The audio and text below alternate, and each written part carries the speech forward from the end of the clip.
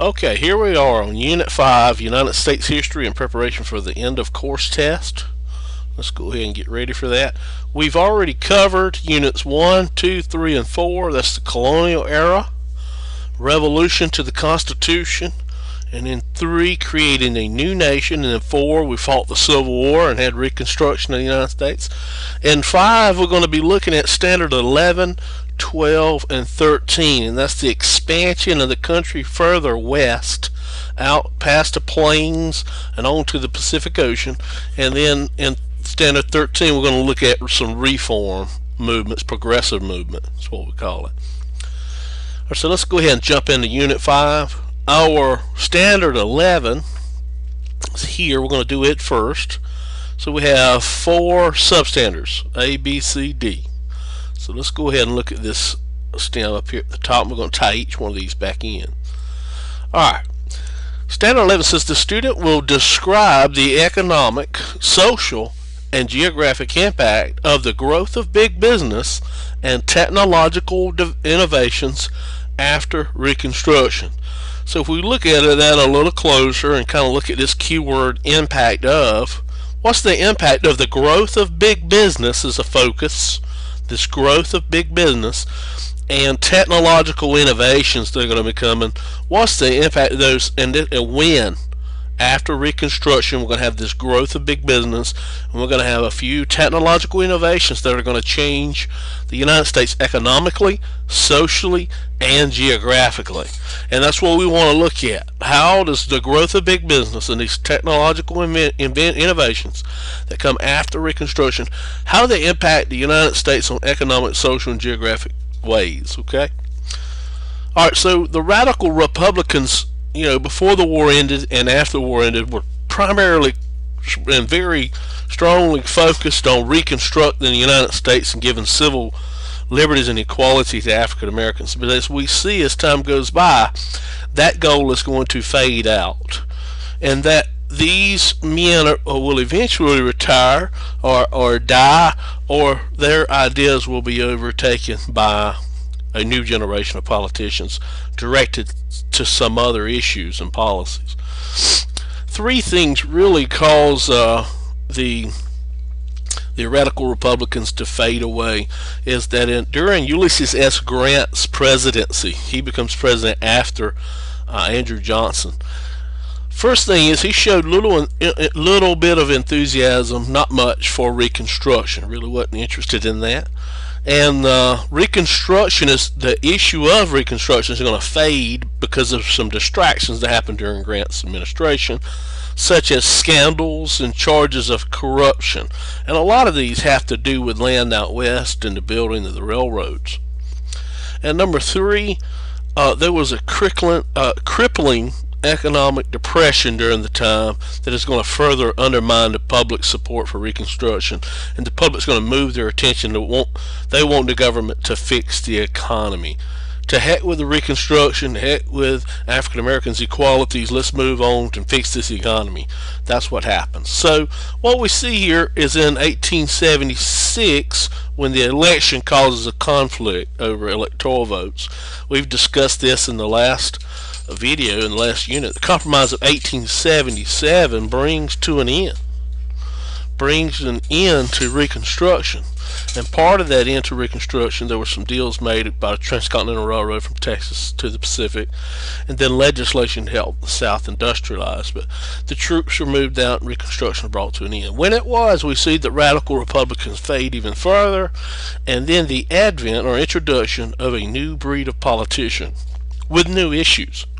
And they're going to turn and steer the country toward not Reconstruction, but big business, westward growth, and settlement west, and expansion of the country westward into the Rocky Mountains and onto the Pacific, and the building of railroads primarily, and the building and improvement and growth of the economy and industrialization.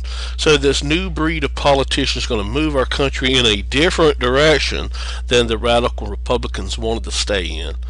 And so we see our country move to a focus of westward expansion and building of railroads. And they're going to see the Native American conflict build again over land. We're going to see that again. And then we're going to see this re-emphasizing or magnification of this manifest destiny belief that we're supposed to have that land. We have it now, we've acquired it, now we need to settle it and use it. So we see after the Reconstruction, because of these new politicians, because of the money being pumped in there and the policies being taken that way, we see a lot more railroads built, and the emphasis on railroads, railroad. And because our country needed to be connected all the way across to create new markets out here to improve our economy, markets to sell goods, and also to create more goods to send back to the east maybe they didn't have. And also this land over here is being settled and occupied and owned, and so to open up new territory where people go out and have lands like the Homestead Act did, people who didn't own land could actually go out here and settle that land and own it. But we see these buildings of the railroads, and green was before the Civil War and during Reconstruction. Those railroads were built. But we see in red here that after Reconstruction that railroads are going to be built on an increasing basis from 1870 to 1900 over a 30-year period of time. We see an enormous amount of growth in railroad. Around 1870 there was less than 50,000 miles of railroad. By the time 1900 hits, we have over 200,000 miles of railroads. So an increased number of railroads being built in the United States, all because of this new breed of politician moving the country in that direction. And so as a result of the growth of railroads out here in the West, we see an increase and stimulation in the national economy. So our economy is going to grow. So the increase in railroads stimulated national economic growth. And we see that by looking at our gross domestic product. How much output do we have during these years? In 1870, we had almost $3 billion worth of gross output. And then by 1900 we have almost $7 billion. So we see a steady increase in our economy. So we see here with our economy improving at the same time as our railroad improving. So we can say that the increase in railroads stimulated national economic growth within the United States. At the same time, one of the things we're supposed to discuss is, in the 1870s, the expansion of railroads caused big business to dominate the economy of the United States, and this emphasis on big business. And they're going to dominate the economy of the United States, and that's what we're going to focus on next. Because 11A says, explain the impact of railroads on other industries such as steel and on the organization of big business and its organization. Alright, so we're going to emphasize on railroads, and then the impact of industries like steel, and the impact of organization of big business. So we see industry and technology, the national economy, and industrialization as themes. So the organization of big business is a big issue we want to tackle first. And let's look at one of these inventions that creates this steel movement. Alright. So in 1855, a guy by the name of Henry Bessemer improves and invents a process in making steel called the Bessemer process. And this Bessemer process is basically going to make steel stronger by removing the impurities. And he's going to do this by a process called oxidization. And they used to put, iron in here and melt it all down and pour it in a mold, but what would happen is the metal was weak and fragile. But with this new process, what we're going to do with Henry Bessemer's process is we're going to shoot some oxygen into the bottom of it, and the oxygen is going to push these impurities up, and this carbon and dirt and all these impurities up out, and what's going to be left is this molten steel that is pure. And so that is going to make, and the way it is made is going to make it stronger, and by removing its impurities, but it's also going to be able to make it a lot faster. This mass production of steel. So we're going to use this air to block these gases and carbons that make it weak. But we're also going to Henry Bessemer also creates this process where you can make steel quicker and quicker and quicker. So this efficiency in steel making and the ability to make steel stronger is going to benefit the building of these railroads. Steel is going to be made cheaper. It's going to cost less, and it's going to be more affordable for the government to buy. And it makes faster the expansion of railroads out west. More construction going on, and products made from steel are longer last and withstand the pressure of time. Now, to build these railroads out west, we need other things too. Steel being one of the big ones, and we'll talk about it first. But oil was another one. To work at night and to lubricate some of this stuff, you had to have oil, and we're going to talk about that, how it organized its business. So, in other words, when we talk about the organization of big business here, we're going to be talking about monopolies. The main goal of a monopoly was to eliminate competition. We're going to see these people, these entrepreneurs, build their businesses and organize their business into a monopoly to get rid of their competition. And this is going to be considered unfair by a lot of progressives we're going to eventually talk about. So during the 1800s, these industrial and business leaders, entrepreneurs, are going to accumulate a huge amount of wealth by forming monopolies and trust. And what is a monopoly?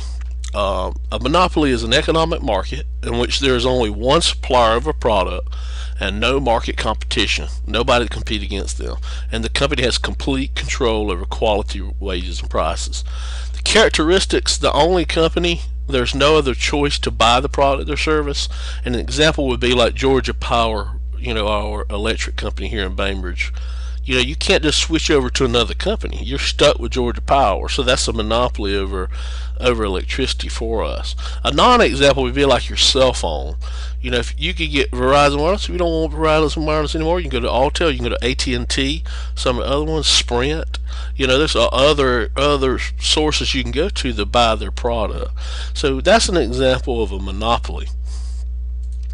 And there's two ways to build a monopoly. If you want to organize your business into a monopoly and eliminate competition, you do it two different ways. One's called horizontal integration. The other one is vertical integration or consolidation. All right, so we see a business strategy in which one corporation or a single corporation buys out all of its competitors. For instance, one oil refinery will buy out other oil refineries that are competing against it. Okay. And then vertical integration is a business strategy in which a single corporation owns and controls the entire production process, from unearthing the raw materials to the manufacture, sale, and transportation of the finished goods. Now, you might want to read over this, make sure you understand it, but here's a picture of it here. If we look at vertical this way, vertical integration, what we're going to be looking at is if your company owns the resources to make the product, like iron ore, for instance, the forest, farms, fields, minerals, whatever, raw materials. If your company owns that, and then you get control of all that, and then you get control of the manufacturing, such as your steel mill, and you control that, and then distribution, the railroads and ships, etc., to transport the good. That's what we call vertical integration. Up and down here, vertical integration. All aspects of production of whatever you're going to be selling. Alright, horizontal is when you own a steel mill, but then you buy out all of your competitors in the steel mill. Okay? Or railroads, or coal. Alright, anyway, these are examples of vertical and horizontal integration. I hope this visual helps you. Alright, so let's look at an example of vertical here. Vertical integration. A very good example of vertical integration is Andrew Carnegie's steel company, Carnegie Steel. And let's look at Andrew Carnegie here for a minute. Here he is here. If you look on the left here, vertical integration. Carnegie created one company called Carnegie Steel Company, and he's going to own all phases of production. The coke fields, the iron ore deposits, the steel mills, the ships, and the railroads. He owned all those in a vertical fashion to create a monopoly. and he's going to eliminate competition by doing this. To look at a picture of this, we see all these things. Here are his coal fields and his iron ore deposits, and we see steel mills here, ships here, and railroads here. Here's a picture of Carnegie Steel Company in Pittsburgh, Pennsylvania. And here's vertical integration is a type of organization which a company owns or controls the entire process of production from raw materials to manufacturing, sale, and transportation of the finished product. So let's look at it closer. Here's the mill he makes, Carnegie Steel. Okay. Here's the iron ore fields. Here's some of the ships to move the steel. Here's the railroad to move some steel on railroad. So in this we see that horizontal integration is when you take all aspects of production of something, like meat here. We see cattle, slaughterhouses, refrigerated cars, cooled warehouses, meat packing plants, delivery wagons, and the meat industries. We see that this is when you vertically integrate. Vertical integration is when you by all means of producing a certain product, and this was Andrew Carnegie did with steel. Okay, and this one over here is a horizontal. It's where one company buys out all of its competitors, and we're going to see that John D. Rockefeller did that with Standard Oil Company. Okay, so we see that this vertical integration is what Andrew Carnegie participated in. And a little bit of popular information that we know is that the Pittsburgh Steelers football team are named the Steelers. Alright, so this new breed of politicians are going to make this possible for entrepreneurs like Andrew Carnegie to do this, to take control of a lot of the economy by building this monopoly here, because of their policies they're going to be using. One's called laissez-faire, is a big huge way in which they allow businesses pretty much do what they wanted to do. They didn't have OSHA back then. They didn't have regulation of big business like they do today. Today you're supposed to have retirement, you're supposed to have workman's comp, 8-hour work day, 40-hour work week. If you work anything past that, you get more than minimum wage. That doesn't exist during this period of time because of laissez-faire.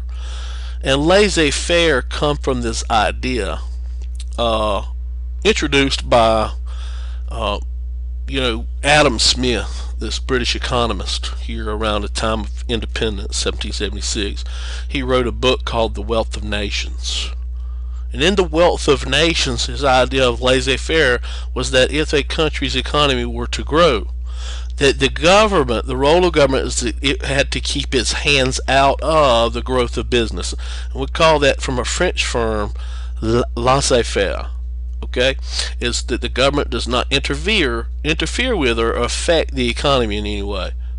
All right, and then one of the quotes from his book Wealth of Nations, Adam Smith says, "I have never known much good done by those who affected the trade for the public good." He's talking about government here interfering with business.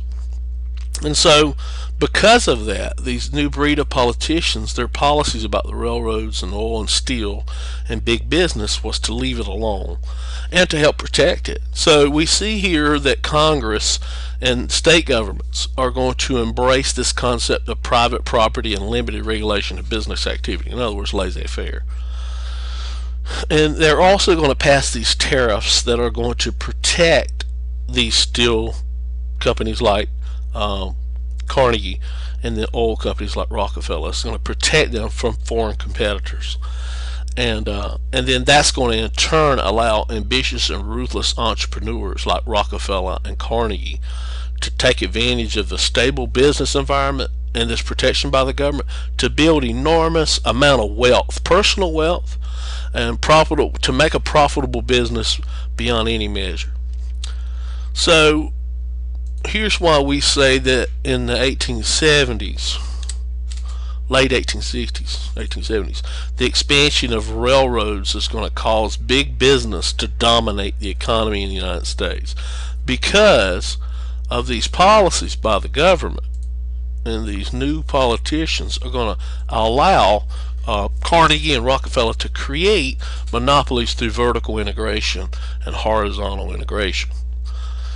Now, doing that does help our economy grow, as you see from 1870 to 1900.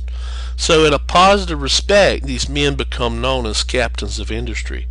And that name sounds positive. It almost sounds like superheroes. Captains of industry. But on the same token, we look at them also being called robber barons by the poor, because they live in these elaborate homes with all types of art come from Europe and in history, where they decorate it with, and it costs millions of dollars, and they have all this money at their disposal, and their homes look like castles. But their workers are children, and that women and men are paid differently, and there's no workers' compensation. There's no protections in there for moving parts to keep people from being hurt. So there's unsafe working conditions. The people are underpaid to work long hours, sometimes 11 hours and 6 days a week. And so these men also get this bad rap and reputation for being so hard-handed with their employers. And so we see that there is a difference, and we see the good with the economy growing, with these captains of industry, but we also see these negative things come about. And Mark Twain said this was called the Gilded Age. He said it's the best of times and the worst of times. But in a monopoly formation, to kind of understand this idea about horizontal and vertical integration and this definition of monopoly, if you'll look at this picture here, here is Andrew Carnegie with his tall hat here, and here's a guy here wearing glasses. Who do these guys look like? If you remember, if you recall playing the game Monopoly, this guy here, look at his fancy hat and his mustache, how he's dressed. Looks just like these guys here. Carnegie here, this fella here.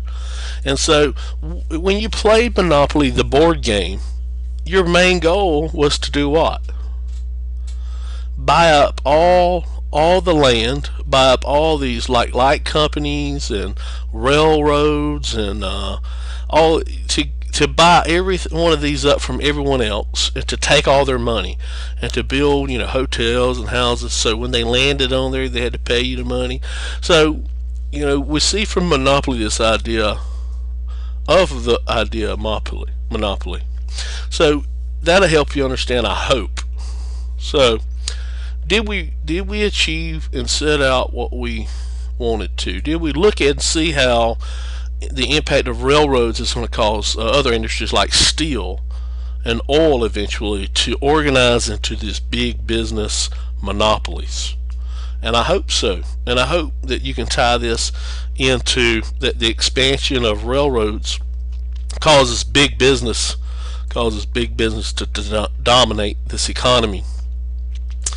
Even though the railroads stimulate the national economy, that these monopolies are going to dominate it. So big businesses are going to dominate the economy. Alright, so have we met our overall, let's see, student will describe the economic, social, and geographic impact of the growth of big business and the technological innovations after Reconstruction. And then with I think it was A, explain the impact of railroads on other industries such as steel with Andrew Carnegie, and the organization of big business into a monopoly, Carnegie Steel. I think we have. If you have any questions, ask me in class. Good luck with that.